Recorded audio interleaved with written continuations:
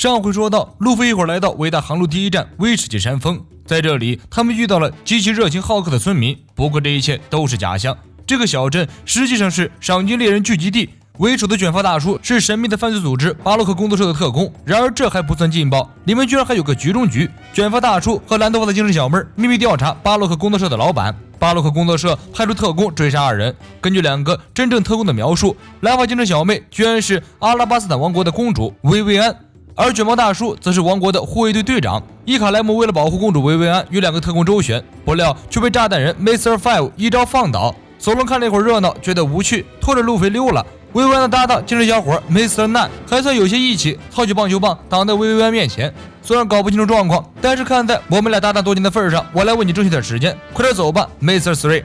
精神小伙说完，一顿社会后空翻冲向 Mr. Five。Mr. Five 用力挖了挖鼻孔，掏出一颗鼻屎，瞄准精神小伙轻轻一弹，轰隆一声巨响，鼻屎爆炸，精神小伙当场失去作战能力。索隆都看呆了，没想到作者脑洞这么大，这种恶心的果实能力都设计得出来。伊卡莱姆趁机抓住索隆的脚踝，厚着脸皮求索隆出手帮助。小兄弟，我看你骨骼惊奇，身手不凡，一看就是做大事的人，只要你替我们挡下这一劫，到达东方大国阿拉巴斯坦之后，大把的赏赐等着你。索隆气得大骂，你死不死和我有什么关系？前几分钟还想要我们的命呢，我现在看到你这张脸就想给你来一刀。娜美跳出来制住了索隆的鲁莽，且慢，我们是爱恨分明的正义之士，钱不钱无所谓，主要是想交个朋友。你能给多少钱呀？一口价10亿贝利。伊卡莱姆吓得失声，这么大的数额，我一介小兵无法做主啊！娜美蹲下来，眯着双眼，你是说公主不值这些钱？如果我们不出手，公主一定会死的哦。伊卡莱姆建议娜美亲自去和公主交涉一下。娜美想想也有道理，先把金主救下来，再谈价格，大概更有说服力一些。于是娜美大方地安排索隆去救人，索隆当然不肯，二人产生争执。娜美趁机敲索隆竹杠，罗格镇买刀的时候，我可是借过你10万贝利，当时说要3倍返还。索隆一脸懵逼，钱当天就还给你了，还要3倍？娜美若有所思地看着索隆，身为未来第一剑豪，连个约定都遵守不了吗？一句话直接戳中索隆的软肋，这就是传说中的高利贷吗？索隆感叹道，我一辈子走过无数的路，但永远走不出的就是娜美的套路。维湾骑上可达鸭向海岸奔去，过了仙人掌山，后面的岸边就有船了。Mr. Five 和 Miss 情人节在后面紧追不舍。黑人女金刚站出来，手里握着一根又粗又长的木棍子，让微微先走，自己来断后。反正任务失败了也会受惩罚，横竖都是死，我宁可为帮助朋友而死。黑人女金刚看似壮如牛，在 Mr. Five 的恶魔果实面前也是不堪一击。Mr. Five 灵活躲过黑人女金刚的攻击，一拳头打过去，砰的一声爆炸，女金刚倒在了一片火海中。Mr. Five 是爆炸果实能力者，全身都可以引爆，而他的搭档 Miss 情人节是飘飘果实能力者，可以随意改变自身的体重，能轻如鸿毛飘在空中，也能将体重增加到陨石的重量，从空中砸下来。为了制裁叛徒黑人女金刚， Miss 情人节飘到空中，瞄准了女金刚的身体，一瞬间将体重增加到了1万公斤，从空中轰隆一声砸下来，地面如同遭遇地震一样地动山摇。Mr. Five 将鼻屎瞄准了薇薇安，爆炸鼻屎高速发射，索隆从天而降，挡在薇薇安身边，用刀切断了鼻屎。这一刻，索隆内心很崩溃。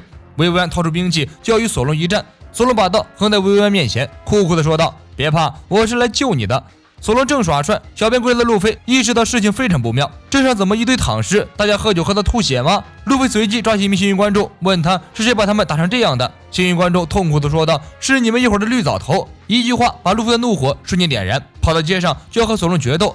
索隆，你这个忘恩负义的家伙，人家这么好心请我们吃饭，你居然拿刀砍人家！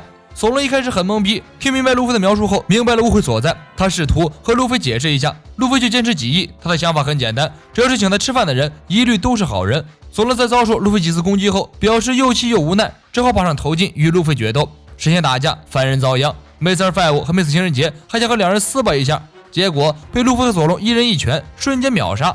薇薇安都看傻了，在他眼中，绝顶高手的 Mr. Five 在路飞那里居然如此不堪一击，自己居然还想过勾结岛上的赏金猎人干掉他们一伙，现在想想十分后怕，否则几条命都搭进去了。此时娜美还有5秒钟到达战场，索隆和路飞怒目相对，不约而同沉喝一声，向对方冲过去。娜美冲过来，一人一拳头把两人收拾得服服帖帖。你们俩是不是有点毛病？好的精神小妹没事，否则10亿贝利的买卖就这么毁了。娜美把薇薇安叫到一边谈起生意，草帽团负责一路护送薇薇安回国，薇薇安的国家用10亿贝利做酬谢。薇薇安沉默了一下，摇摇头，这是不可能的，我很感谢你们救了我。娜美一脸问号，你不是公主吗？一个国家的王宫连10亿贝利都拿不出来。薇薇安问了娜美一个问题：你知道阿拉巴斯坦这个国家吗？娜美愣了，她才刚刚到达伟大航路，怎么可能知道这个国家？阿拉巴斯坦是一个文明大国，目前正处在内战之中。这几年来，人们持续暴动，国家越来越乱。某一天，薇薇安公主打听到了一个名叫巴洛克工作社的组织。据可靠消息，阿拉巴斯坦内乱就是这个组织一直在幕后煽动。巴洛克工作社，一个集谍报、暗杀、偷盗、赚取悬赏金为一体的一家秘密犯罪公司。巴洛克工作社老板的代号为 Mr. 0，组织成员的代号越接近0，地位越高，而且比别人强。Mr. 5以上的人，每个人都强得像怪物一样。组织内没有人见过老板，大家就像是赚钱机器，接到任务执行任务，仅此而已。巴洛克工作社的最终目标是建立一个理想的国家。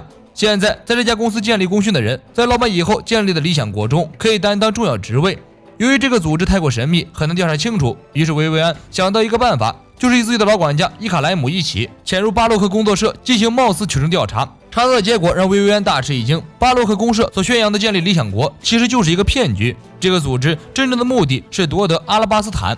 娜美若有所思，她脑海里只有钱。阿拉巴斯坦内乱说明他们很穷，11贝利看来是泡汤了。路飞在一边脱口而出：“你们老板是谁呀？”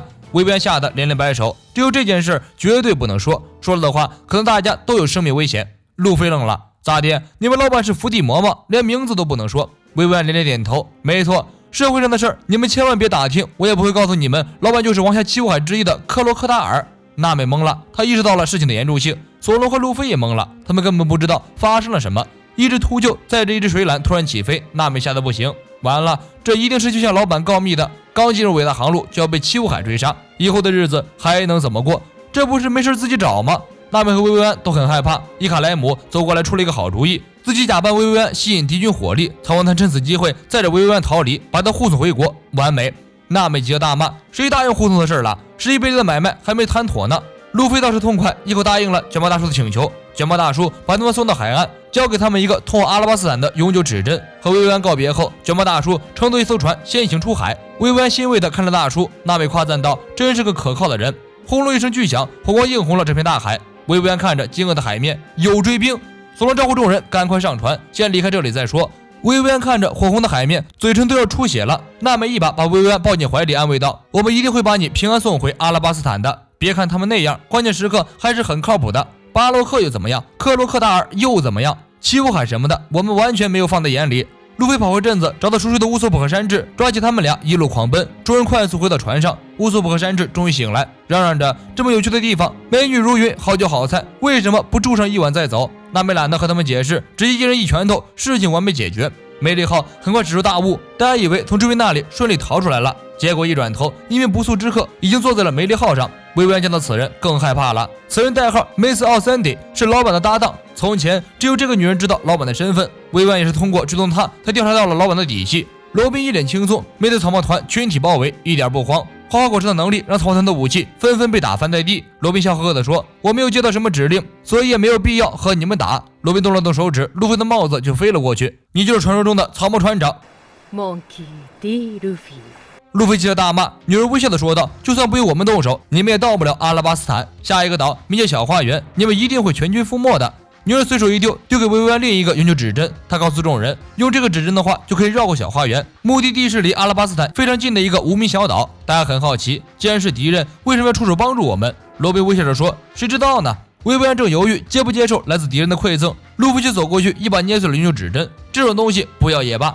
罗宾不再说什么，跳上一艘乌龟船，缓缓消失在迷雾中。